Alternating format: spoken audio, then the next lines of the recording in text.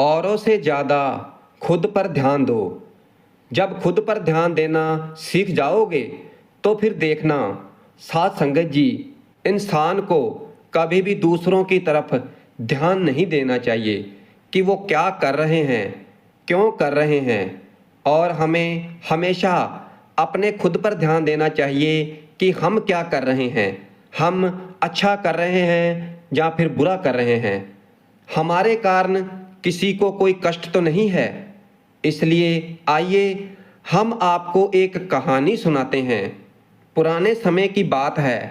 एक गांव में एक लड़का अपने परिवार के साथ रहता है और वो लड़का अपनी ज़िंदगी से बहुत निराश था, दुखी था। और उसकी निराशा और दुखी होने का कारण ये था कि वह कुछ भी नहीं करता था और उसके माता पिता भी उसे कहते रहते थे कि देख, तुम्हारे सभी मित्र कुछ ना कुछ कर रहे हैं मगर तू कुछ भी नहीं करता है। और लोगों के बीच भी उसका हमेशा मजाक ही बनता था। जब वो कहीं जाता तो लोग उससे पूछते कि क्या करते हो, फिर उसे यह बताने में बहुत शर्म आती थी, मैं अभी कुछ भी नहीं कर रहा हूँ। और धीरे धीरे अपने रिश्तेदारों के पास जाना भी बंद कर दिया, उनसे मिलना जुलना भी कम कर दिया। वो ज़्यादातर समय अपने घर में ही बैठा रहता और वह अकेले में रोता और परमात्मा को कोसता रहता और अपनी किस्मत को दोष देता। और उसे अपनी ज़िंदगी बोझ सी लगने लगी थी। और कभी कभी तो वह यह भी सोचता कि जब वह कुछ करने के लायक ही नहीं है तो फिर उसे जिंदा रहने का क्या फ़ायदा, उसे तो मर जाना चाहिए। और फिर एक दिन वो अपने गांव की सड़क से गुजर रहा था और चलता चलता वो वहां पहुंच गया जहां पर एक गुरु दुख के ऊपर प्रवचन दे रहे थे। और फिर वह भी उस भीड़ में जाकर बैठ गया और गुरु के प्रवचन सुनने लगा। वो गुरु बोल रहे थे कि दुख एक गुरु की तरह होता है जो हमें जीवन की सच्चाई दिखाता है, वो हमें सही से जीवन जीने का तरीका सिखाता है। आप चाहे तो अपने दुख रूपी गुरु से जीवन जीना भी सीख सकते हैं और चाहे तो उस दुख में डूबकर बैठकर दुखी रह सकते हो। और लड़का गुरु की इन बातों को बड़े ही ध्यान से सुन रहा था मगर उसे गुरु की ये बातें सही नहीं लगी। फिर उसने खड़े होकर कहा कि दुख कुछ भी सिखाने नहीं जाता, सिर्फ पीड़ा देकर जाता है। दुख की पीड़ा अनंत होती है और ऐसा लगता है कि इसके बाद कुछ भी नहीं होने वाला, कुछ भी नहीं होने वाला। मृत्यु भी उसके सामने छोटी लगने लगती है।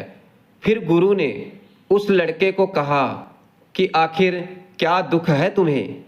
फिर उस लड़के ने गुरु के सामने अपना सारा दुख कह दिया और पूछा कि क्या आपके पास मेरे इस दुख का समापन है। और फिर ये सुनकर गुरु मुस्कुराए और बोले कि जिस दिन तुम्हारे जीवन में सच्चा दुख आएगा तो उस दिन मेरे पास आना, मैं तुम्हारे दुख का समापन अवश्य करूँगा। और फिर इतना कहकर गुरु वहाँ से चले गए। फिर उस लड़के ने सोचा कि क्या मेरा दुख सच्चा दुख नहीं है, क्या जिस दुख से मैं गुजर रहा हूँ वो झूठा है। कोई भी मेरे दुख को नहीं समझता। जब माता पिता ही नहीं समझे तो बाकी लोग क्या समझेंगे। फिर अपने दुखों से परेशान होकर उस लड़के ने एक निर्णय लिया कि अब वह कुछ करके दिखाएगा। उसने एक छोटा सा व्यापार शुरू कर दिया मगर उससे उसे सफलता नहीं मिली। मगर उसके घर वाले खुश थे कि चलो कुछ तो प्रयास कर रहा है। और वो अपने व्यापार में लगा रहा और फिर धीरे धीरे सफलता भी मिलने लगी। और फिर उसने रफ्तार पकड़ ली और फिर कुछ समय में ही वो एक बड़ा व्यापारी बन गया। अब उस लड़के ने पूछा, ऐसे बहुत से लोग थे जो उसकी चिंता करते थे, उसे पसंद करते थे, उसके काम की प्रशंसा करते थे, और अब उसके घर वाले भी उसकी प्रशंसा करते थकते नहीं थे, और दिन प्रतिदिन उसके मित्रों की संख्या बढ़ती जा रही थी, और अब वह अपनी ज़िंदगी से बहुत खुश था। और फिर उसके उसके कुछ मित्रों ने उसको सलाह दी कि जब तुम एक बड़े व्यापारी बनकर इतना खुश हो, तो सोचो, अगर तुम इस गांव को, इस राज्य के सबसे बड़े व्यापारी बन जाओगे, तो फिर तुम्हारे पास कितना सुख होगा, कितने लोग तुमसे जुड़ना चाहेंगे, तुम्हारा कितना जश फैलेगा, राजा भी तुमसे मित्रता करना चाहेगा। और मित्रों की ये बात उस लड़के के मन में घर कर गई, और फिर उसने और भी धन कमाने का प्रयास शुरू कर दिया। मगर उसने ये सब अब जल्दी चाहिए था, तो वो ये सब कुछ प्राप्त करने के लिए अपना ज़्यादा समय बर्बाद भी नहीं करना चाहता था। इसलिए उसने ऐसे भी कार्य करने शुरू कर दिए जो उचित नहीं थे, और उसने बड़ी मात्रा में अपने मित्रों से उधार लेना शुरू कर दिया, और ज़्यादा धन कमाने के लालच में अपने सम्मान में मिलावट करने लगा, और उसने दूसरे व्यापारियों के खिलाफ षड्यंत्र भी रचने शुरू कर दिए। उसने डराया धमकाया, जैसे उसके मित्र कहते गए तो वह वही करता गया। अब वो इस तरीके से ज़्यादा धन तो कमा रहा था, मगर अब उसके जीवन में सुकून नहीं था। उसके मन की शांति गायब हो गई थी, उसे रातों में नींद नहीं आती थी, वह किसी उधेड़ वन में लगा रहता था। सुख सुविधा की सभी वस्तुएं होने के बाद भी उसे किसी में सुख नहीं मिल रहा था।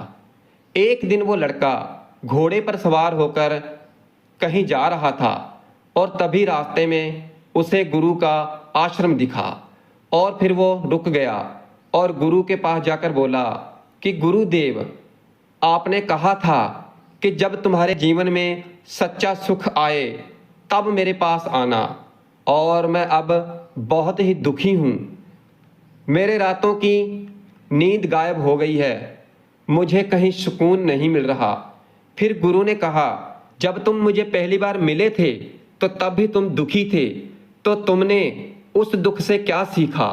फिर लड़का बोला कि मैंने सीखा कि सिर्फ सोचने और चिंता करने से कुछ नहीं होता।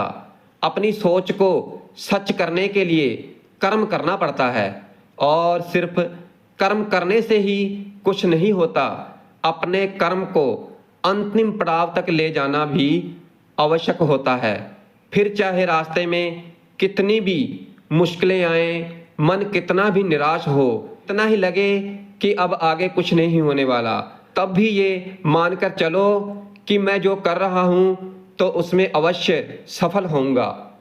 लोग सिर्फ सफल व्यक्ति को ही सम्मान देते हैं, फिर चाहे कोई कितना भी अच्छा क्यों ना हो, वो लोगों की नज़रों में बुरा ही होता है, बोझ ही होता है। और ये सब सुनकर गुरु मुस्कुराए और बोले, ये असली दुख नहीं है। जब तुम्हारे जीवन में असली दुख आए तब मेरे पास आना, मैं उसका समापन अवश्य करूँगा। फिर उस लड़के ने जाते समय गुरु को एक सिक्के से भरा घड़ा देना चाहा। फिर घड़े को देखकर गुरु ने कहा कि ये मेरे किस काम का, ये मेरे किसी काम का नहीं है, इसे उस पेड़ के नीचे गड्ढा खोदकर दफना दो। लड़के ने गुरु के कहे अनुसार ही किया, घड़े को गड्ढा खोदकर दरखत के नीचे दफना दिया और वहां से चला गया। कुछ दिनों तक तो व्यापार अच्छी तरक्की करता रहा, मगर गलत व्यापार की वजह से धीरे धीरे उस व्यापार में घाटा, हानि होने लगी। उसकी सारी धन संपदा धीरे धीरे खत्म होने लगी, और फिर एक दिन ऐसा आया जब उसके पास कुछ भी नहीं बचा और वह कर्जे से लद चुका था। लेकिन वह निश्चिंत था, क्योंकि उसने सारा कर्ज अपने मित्रों से ही लिया था। वो सोचता था कि उसके मित्र उसके बुरे समय साथ देंगे, मगर ऐसा नहीं हुआ। बुरा समय आते ही मित्रों ने अपना उधार मांगना शुरू कर दिया। उधार ना वापस मिलने पर जान से मारने की धमकी भी देनी शुरू कर दी। उसके चाहने वाले सब उससे दूर हो गए। उसके वो मित्र जो उसके साथ मौज मस्ती करते थे अब उससे दूर भागने लग गए। उसके परिवार वाले उसकी गलतियां और उसकी कमियां गिनाने लगे। उसकी सारी संपत्ति नीलाम हो गई। उसके पास कुछ भी नहीं बचा। उसने अपने पिता से सहायता मांगी तो पिता ने कहा कि मेरे पास तो केवल यही थोड़ी सी संपत्ति है, और अगर मैं ये भी तुझे दे दूंगा तो मैं तुम्हारी माँ को कहाँ रखूंगा, और यही संपत्ति हमारा आखिरी सहारा है। उस लड़के के भीतर बहुत गहरा दुख था। उसके आसपास कोई भी नहीं था जो उसके दुख को समझ सके, उसे संभाल सके।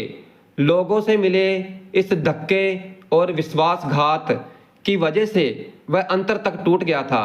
उसे लगने लगा कि अब जीने का क्या मतलब है, अब तो मृत्यु ही एकमात्र सहारा है।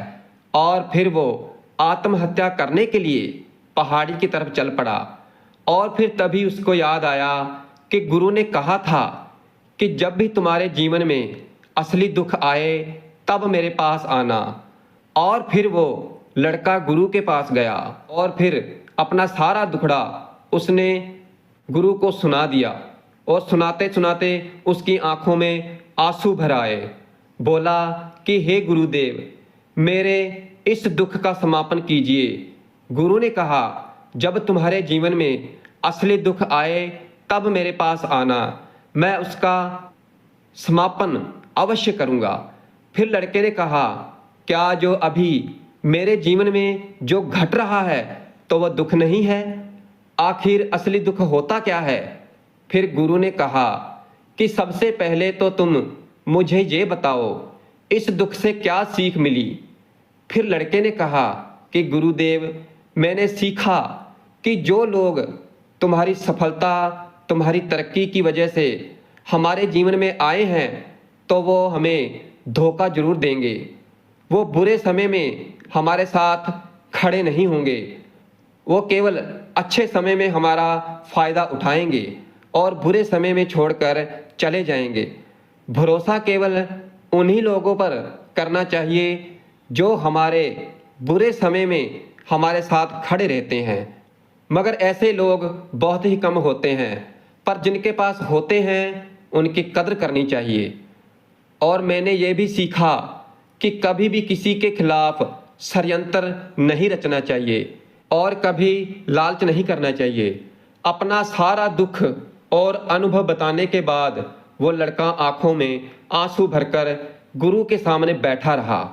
और फिर थोड़ी देर के बाद गुरु उठे और उस पेड़ के नीचे गड्ढा खोदकर वह घड़ा बाहर निकाला जो सोने के सिक्कों से भरा हुआ था, और उसे उस लड़के को दिया और कहा, तुम्हारे जीवन में असली दुख आए तब मेरे पास आना।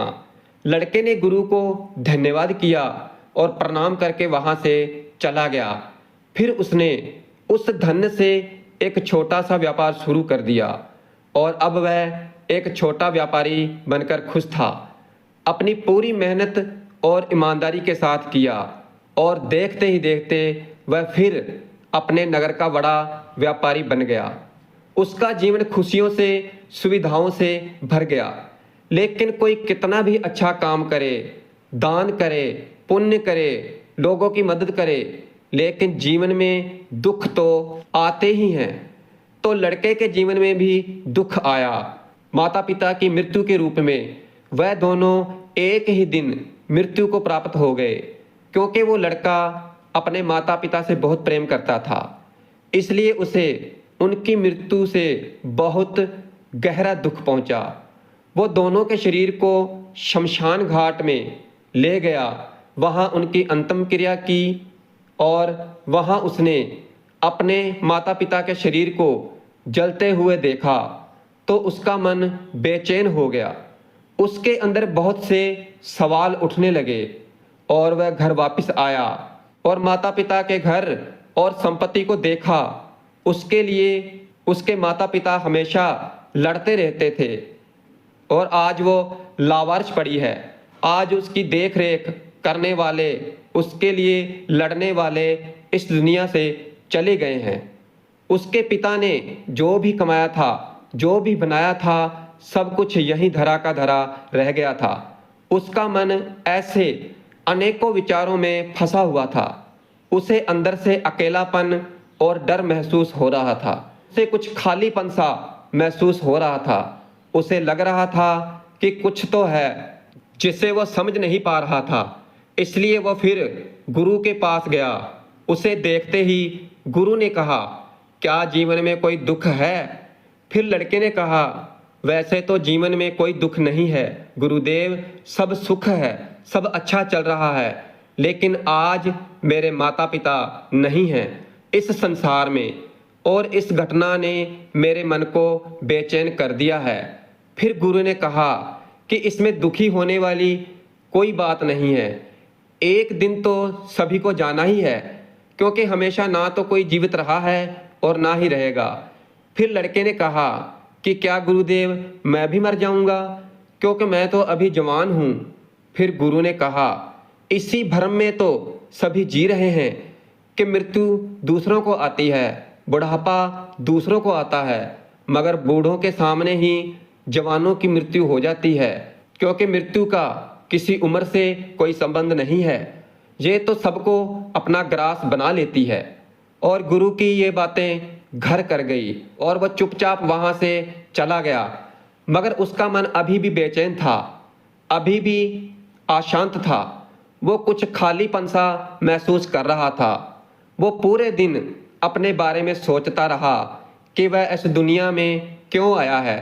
क्या सिर्फ चीज़ों को उपयोग करना और मरना ही जीवन का लक्ष्य है? ऐसे बहुत से प्रश्न उसके मन में लगातार उठ रहे थे, मगर उसका उत्तर नहीं मिल रहा था। और फिर कुछ दिनों के बाद वह फिर गुरु के पास पहुंचा और बोला कि गुरुदेव, मैं बहुत दुखी हूँ। मैं यह नहीं जान पा रहा कि मैं कौन हूँ और इस दुनिया में क्यों आया हूँ। और फिर ये सुनकर गुरु मुस्कुराए और कहने लगे, अब पहली बार तुम्हारे मन में सच्चा दुख पैदा हुआ है।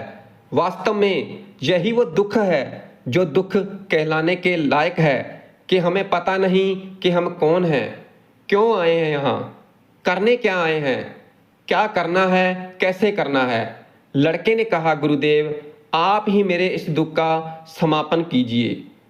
फिर गुरु बोले कि हम सभी इंसान जीवन में क्या इकट्ठा करते हैं। फिर लड़का बोला कि हम सभी जीवन भर धन संपत्ति, मान सम्मान, परिवार, मित्र, शत्रु, प्रतिष्ठा यही इकट्ठा करते हैं।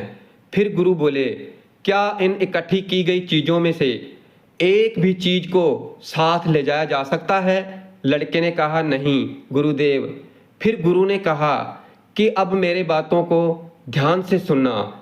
इस दुनिया में हमें जो इकट्ठा करना है तो वो हम इकट्ठा करते नहीं हैं।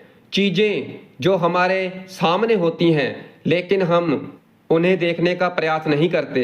इसलिए इस दुनिया में हमें जिस चीज़ को इकट्ठा करना है तो वो हम खुद हैं। हमें खुद को इकट्ठा करना है ताकि जब मृत्यु हो तो हम एक हो सकें और खुद को पहचान सकें। हम भीतर से बटे हुए हैं। हम बटे हुए हैं प्रेम में, नफरत में, क्रोध में, जलन में, धन में, संपत्ति में, पद में, प्रतिष्ठा में, मान में और सम्मान में और पहचान में, धर्म जाति में। इसी में सैकड़ों चीज़ों और वस्तुओं से हम बटे हुए हैं और हम टुकड़ों में जीवन जी रहे हैं। इस बंटवारे की वजह से हमारी चेतना कभी एक नहीं हो पाती। हमारी चेतना बिखर गई है। इसलिए हमारे पास इतना भी समय नहीं है, इतनी भी ऊर्जा नहीं कि हम मुड़कर एक बार अपने भीतर देख सकें। वास्तव में जो धन की कमी, सुविधाएं की कमी, मान सम्मान की कमी को लोग दुख समझते हैं और जीवन भर ही उसे दुख समझकर रोते रहते हैं। उनका समाधान खोजने का प्रयास गलत है और उन्हें उनका समाधान कभी मिलेगा भी नहीं, क्योंकि जो लोग दुखी रहते हैं तो वो असली दुख है ही नहीं, वो तो सिर्फ इंसान की चाहत है, उसकी इच्छाएं हैं जिसकी पूर्ति कभी की ही नहीं जा सकती। इसलिए यहाँ व्यक्ति को ऐसे दुखों का कभी समाधान मिलता ही नहीं है। इसलिए इन सब के ऊपर अपने दुखों का परम समाधान चाहिए तो सबसे पहले अपने आप को इकट्ठा करो, अपनी ऊर्जा को इस संसार से वापस खींचो और एकत्रित करो, अपने आप खुद पर ध्यान दो। इसलिए ऐसे ही बिखरते हुए मत चलो। फिर लड़के ने कहा कि गुरुदेव, क्या हमें यह संसार छोड़ देना चाहिए, अपनी सभी इच्छाओं को मार देना चाहिए, किसी से प्रेम नहीं करना चाहिए, धन संपत्ति इकट्ठा नहीं करना चाहिए, मान सम्मान की आशा छोड़ देनी चाहिए? फिर गुरु ने कहा, एक बिखरे हुए मनुष्य के अंदर से कामनाओं, वासनाओं और इच्छाओं ऐसे ही निकलती हैं जैसे पहाड़ से कोई पत्थर गिर रहा हो, जिस पर पहाड़ का कोई नियंत्रण नहीं है, सिवाय देखने के, परेशान होने के और कुछ खोने के सिवाय। इसी प्रकार एक बिखरे हुए मनुष्य की इच्छाएं अनियंत्रित और दुखदाई होती हैं। उसका अनियंत्रित मन कुछ भी इच्छाएं और कल्पनाएं करता रहता है और दुखी होता रहता है। लेकिन जब व्यक्ति खुद को पहचानने के काबिल हो जाता है तो वो जो भी करता है उसके नियंत्रण में करता है, तब इच्छाएं भी उसकी इच्छा से निकलती हैं। फिर लड़के ने कहा कि गुरुदेव, मैं समझ गया, आपने मेरे दुख का समाधान कर दिया है, आपका बहुत बहुत धन्यवाद, और अब मैं खुद को एकत्रित करने का प्रयास करूंगा। फिर गुरु ने कहा कि मानव शरीर में बहुत ऊर्जा है, बहुत शक्ति है, मगर ये बेकार के कामों में बटकर रह गई है, व्यर्थ की चीजों में लगी रहती है। ये ऐसे होती है जैसे एक अत्यंत शक्तिशाली मशीन किसी बच्चे के हाथ में दे दी गई हो और बिना सोचे समझे, बिना किसी नियंत्रण के और जानकारी के बस इस शक्ति को कहीं भी बर्बाद कर रहा है। इसलिए अपनी चेतना की शक्ति पर ध्यान दो और इसे नियंत्रित करो। और अब उस लड़के को अपने प्रश्नों का उत्तर मिल चुका था। वो बहुत खुश था। उसने गुरु को धन्यवाद किया और वहां से चला गया।